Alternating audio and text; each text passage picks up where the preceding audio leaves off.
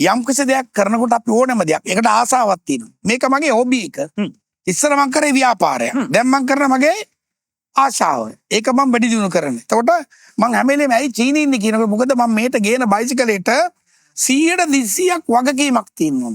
මේකේ සීට් එකක ප්‍රශ්නයක් තිබ්බත් මං ඉමීඩියට්ලි කතා කරලා එයා ෆ්‍රේට් කරලා වහාමේ වණ්ඩියට ගාන නෙමෙයි මම බලන්නේ. හැම වෙලේම චීනී ඉන්නේ දැන් මේ පාර මම ගිහිල්ලා මේ හැම බයික් එකක්ම ටෙස්ට් කරන්නේ මම. ශ්‍රී ලාංකිකේට මම සන්තෝෂ වෙනවා නිශ්චක් තේනදිට ශ්‍රී ලාංකිකේට. ලෝකේ ලොකුම කම්පැනි 18ක එක්ස්ක්ලූසිව් ඩීලර්ෂිප් එක තියෙන්නේ අපිට.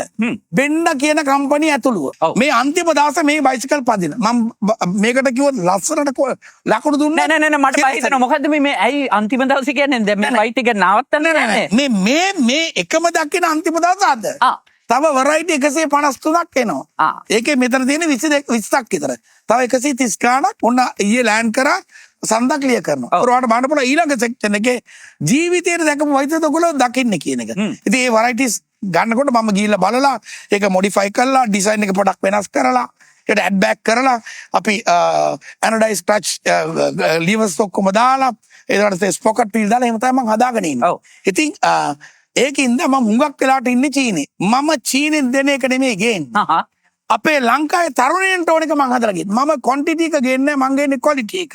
හුඟක් කට්ටිය ගේන්නේ ක්වොන්ටිටි එක. අපේ රටේ අපේ තරුණයන්ට ඕන දේ මොනවද? ක්ලච් එකද ඇනඩයිස් කළේ ඔක්කොම දාලා හදා. ඒතකොට ඒකින්ද අපි මේ කරන දේ ආදරෙන් කරන්නේ. හේතුව මේ යකඩ ඊනේ කියන එක මිනිස්සුගේ හදවතේ තිබ්බා.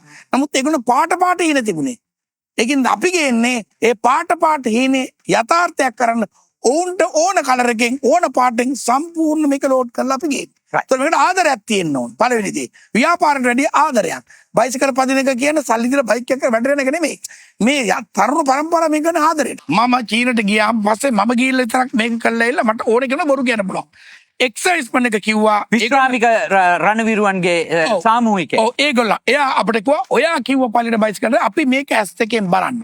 මම කර්නල් අජිත් සියඹල අපිට එක්කන් ගියා. දැන් ඔයාලට පේනවා ඇති මේ කම්පැනි එක්කන් ගියාම ඒගොල්ලෝ පෙන්නන මෙන්න මේ බයිසිකලේ පැය 200ක් non stop බර රාත්තල් 200ක් පටවලා ස්පීඩ් එක 100 කිලෝමීටර්ස් වලින් පැය 25ක් එක වේරියේෂන් වලට අදිනවා -50 to 150 ඩිග්‍රී.